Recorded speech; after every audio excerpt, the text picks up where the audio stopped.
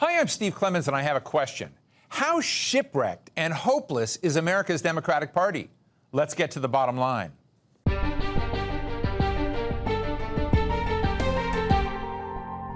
After its resounding defeat in the last election, the Democratic Party has been desperately searching for a way forward.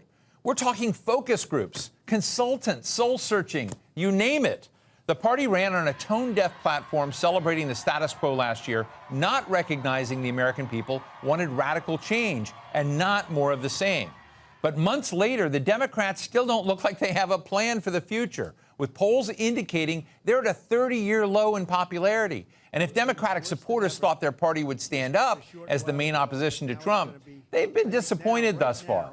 So how did the party that used to represent working-class Americans and the civil rights agenda sink so low and lose touch so fast? And how can it unite if it's still undecided whether to shift more to the right or to the left on issues such as immigration or social justice and Palestine?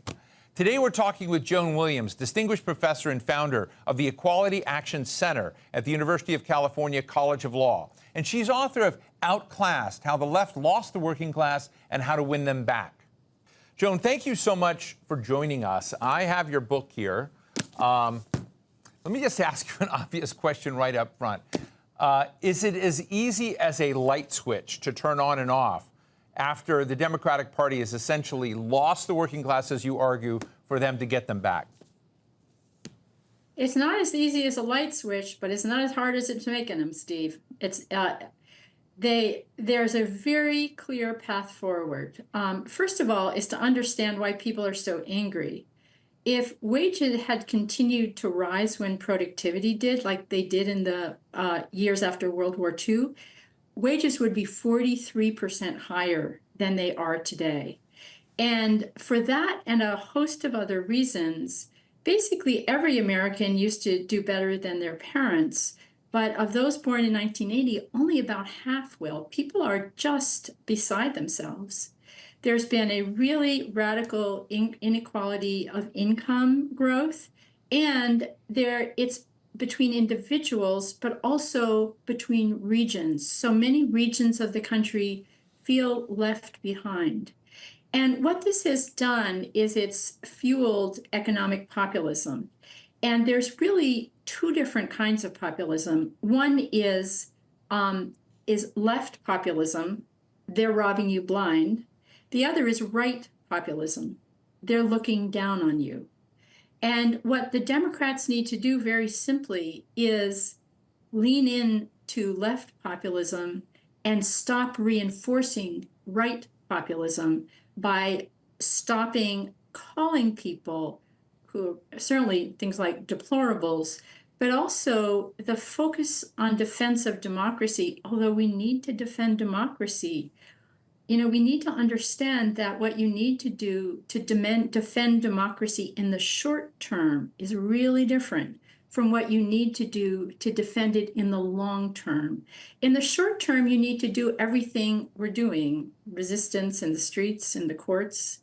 But in the longer term, what Democrats need to do is to reconnect with this economic anger of these fragile and failing middle-class people and connect that with the growing anger of younger, even college-educated voters who can't afford a house, can't afford childcare, often can only get short-term or gig work.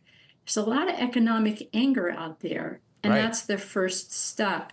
And then the second step is to turn the wedge cultural issues into bridge issues. And there's a very simple formula for that, Steve.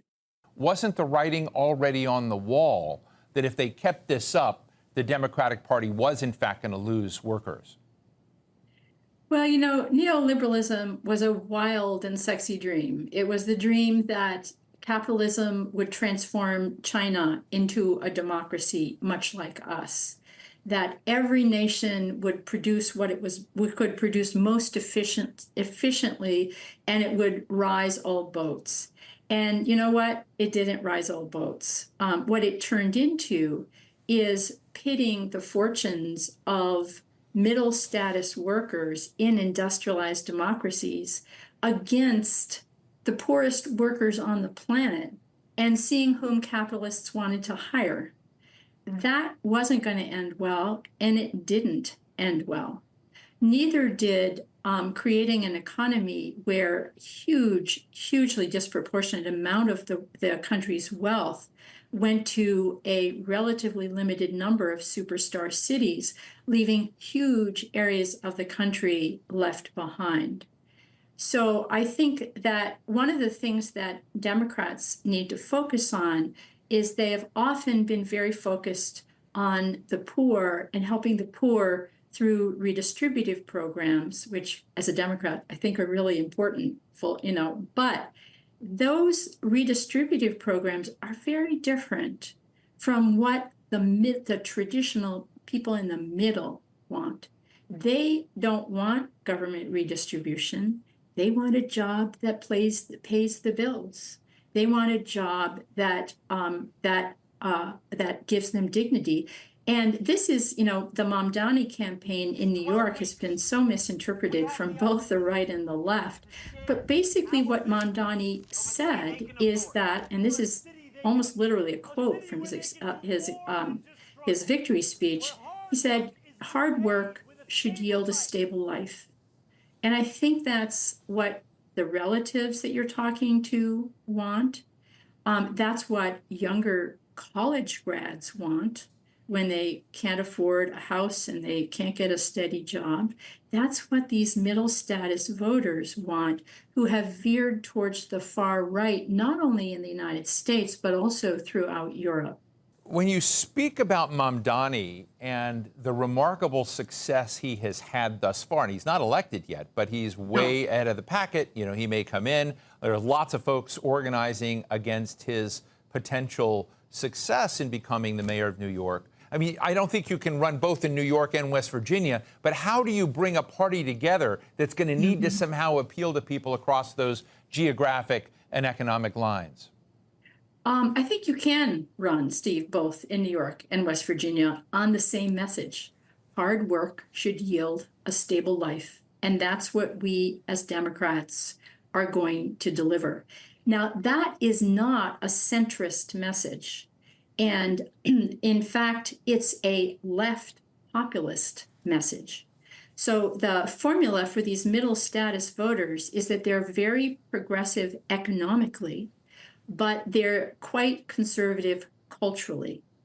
And that is a formula that the challenge for Democrats, the idea of being quite left economically and making sure that anyone who works hard can achieve a stable standard of living, that should not be divisive at all among Democrats. The challenge for Democrats is how to proceed on some of these cultural issues. But there is a formula for how to proceed on cultural issues, how to, again, turn these wedge issues into bridge issues. If you understand the basic values that motivate these middle class folks, blue-collar values reflect blue-collar lives. And Democrats have to learn, again, how to connect with blue-collar values and how to communicate the logic of those lives to the college grads who now hold so much sway in the Democratic Party. Joan, the Democratic Party, to some degree, still seems to be, I don't know, in my view, kind of, controlled by these longtime institutionalists. So I guess it's, an age-old question. Does the establishment need to be shaken up? Does a bowling ball need to be rolled into them by these folks and challenged and shaken to get to the place you want to be, which is with some of these new, younger voices? You're talking to an aged hippie, I should say. So does the establishment need to be shaken up? Always. That is always true. But I also think the establishment and the whole Democratic Party has to come to terms with the really historic lack of popularity right now of the Democratic Party. There was just another article in the New York Times about how unpopular the Democratic Party has become. And again, I think people are making this too complicated. I think that you certainly, this populist economic message that focuses, we're not going to abandon the poor. We are Democrats. That's not what we do. But a focus on the poor does not, and on redistribution, does not replace a focus on the middle class and what's called predistribution. Again, as I keep saying, this is not complicated. Hard work should pay off in a stable life. And you should be able to afford health insurance. You should be able to afford a house, a nice, simple house. And not only are people in the middle, the fragile and failing middle class, they feel they can't get that, but younger generations of college students can't get that. And then on cultural issues, I actually am just about to begin writing a report that will show how Democrats and liberals and progressives can forge cross-class coalitions on cultural issues, rather than messaging those cultural issues in a way that just serve to empower their opponents. And I'll just give you an example, which is climate change. If you work outside for a living, it's 117 degrees out there. You can't work in your auto body shop. You can't work as a gardener. You can't work as a farmer. Farmers can't grow what their grandfathers grew. That's a way to message climate change that's going to connect with some of the central concerns of blue-collar people. And on immigration, for example, immigrants are working class people, just like these working class voters who Democrats have lost. They are hardworking, they have family values. These are people who share your values. That's incredibly important. Also, really important is middle status people in all hierarchies. They're more traditional, they're more conventional, and they really value order. These are order takers in their jobs. And they figure, if I have to follow the rules, other people should have to follow the rules. And so the fact that it was not Democrats, it was Republicans who opposed the legislation that was going to create order at the border, that is something that you should be hearing from Democrats over and over again. It is possible to build these cross-class bridges on these cultural issues. You just need the formula, and the formula is crystal clear. Let me ask you another thing as part of the new landscape of reaching out and listening politically. The Democratic Party paid about $20 million, reportedly. A friend of mine helps run the thing about, the what's it called, the project, or to speak with American males in this. And so in that $20 million, I'm sitting here saying, hey, here's a $30 book that pretty much says much the same thing. And just wondering, why don't we just get more books and send these out? But what is going on in the question of gender and this concern that males, in terms of our social equation, are defecting and leaving the Democratic Party in droves and joining up with President Trump, with the Republicans, wherever they may be? There seems to be something subterranean going on there. It's not subterranean, Steve. It's right at the surface. If you look at what Americans believe, and this will shock some people, but most Americans, and certainly most men, believe they should be providers.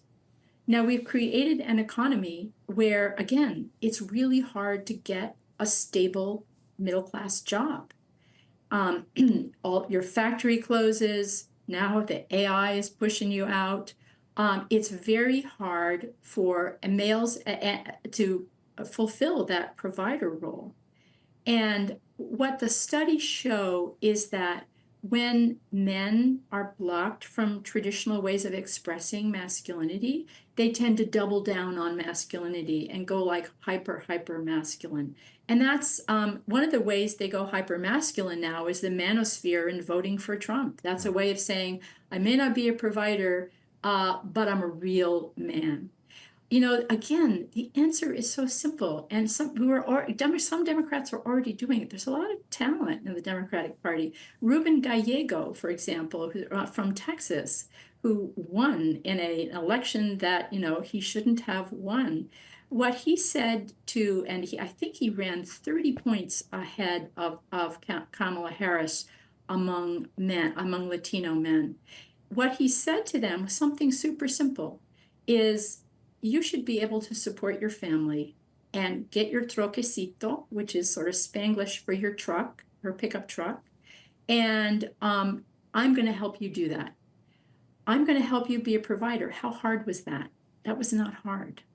The other thing to recognize is that when that provider role is blocked, men for whom it's blocked tend to go to another very valued masculine role, the protector.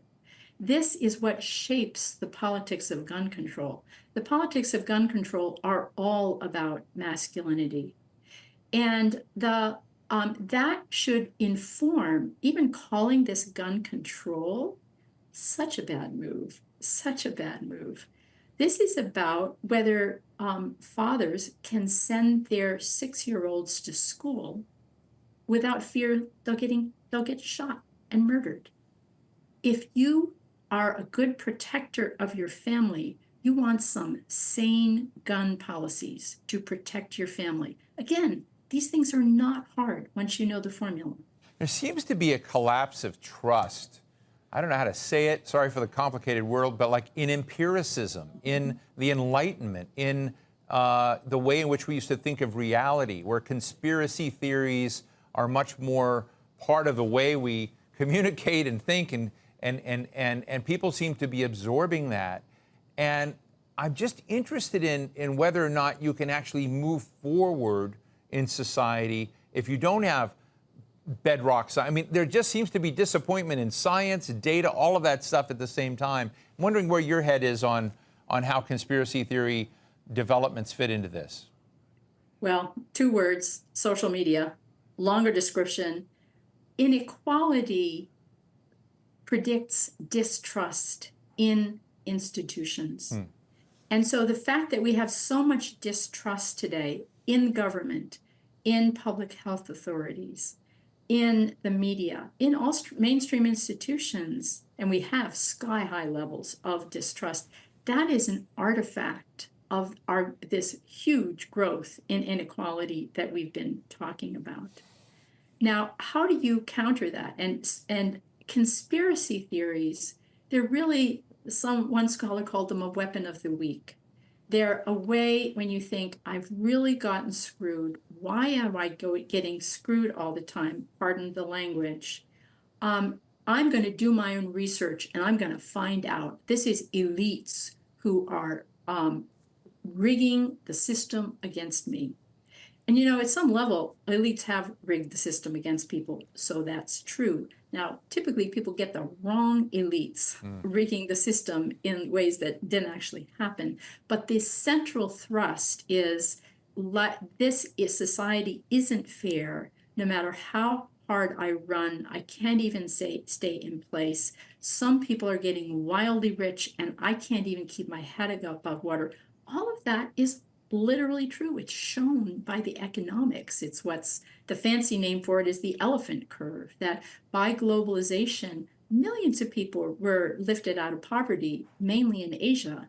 And the people who paid the price were middle status people in advanced industrialized democracies, just the group that feels screwed and is veering to the far right. And so the answer is to do what Trump has done, connect with that huge economic anger and take that anger somewhere far more promising to actually help these people than Trump is taking it. Because what Trump is doing is raising prices for them. So just finally, I'm fascinating conversation, so thank you. But as you sort of watched the rise of political notables like Elizabeth Warren, Senator Bernie Sanders, AOC, Zoran Mamdani, you know, that's a very clear part of the Democratic picture right now. But I'm also hearing something else from you, that even despite the rise of some of those individuals, a lot of people have lost and left. And so when it comes to things like climate change and guns, gay rights, civil rights in general, advocacy on abortion, do some of these stars, et cetera, need to moderate their views? Do they need to move to the right, or does the party need to move to the right somewhat to recapture those working class Americans that have been lost? I don't think so, Steve. I think the working class Americans want a left economic agenda that ensures that workers have rights, that you can't be made to work full time for some place and called an independent contractor and not given benefits. They want an economy where you can't, this is a widespread practice, they're called trap agreements, where the employer trains you and then charges you for your training. And if you quit, charges you sometimes tens of thousands of dollars to repay them for training. These are exploitative policies, classic policies that the left has always stood against. I think what you're saying, though, with respect to the cultural issues, is where I wouldn't say that Democrats need to go to the center, but they need to understand that the way they sometimes formulate these issues, immigration, abortion rights, gun control, even climate change, the way they formulate those issues is a way that makes sense within the life of the professional managerial elite. And it does not make sense. Blue-collar lives create blue-collar values, and that if Democrats want not to but cultural issues to be wedge issues that work for Republicans, they have to learn how to listen respectfully to blue-collar values and connect with those values. Well, I'm going to be very interested to see whether the leadership in the Democratic Party reads your book well, watches its show, and gets its act together. University of California, San Francisco Law School professor Joan Williams, and author of this fascinating new book, Outclassed: How the Left Lost the Working Class and How to Win Them Back. Really appreciate you joining us today. I appreciate the conversation. Thanks for the invitation. So what's the bottom line? An ancient warning rings true about the Democratic Party in the United States. Pride goeth before the fall. Gone are the days when hope could win elections. That's now been replaced by fear. The Democrats, well, they wanted tolerance for themselves, but they've been intolerant of those who felt differently about climate or about economic fairness or even about the empowerment of rising racial minorities in the country, especially as whites slowly lose their majority status in the country. The tension between contending poles inside the Democratic Party remains totally unresolved, in my view, directionless. And this gives their political competition a lot of wins on the battlefield. Until the structural incoherence of the Democratic Party changes, Republicans are going to keep winning. Unless, of course, they eventually become structurally incoherent as well. And that's the bottom line.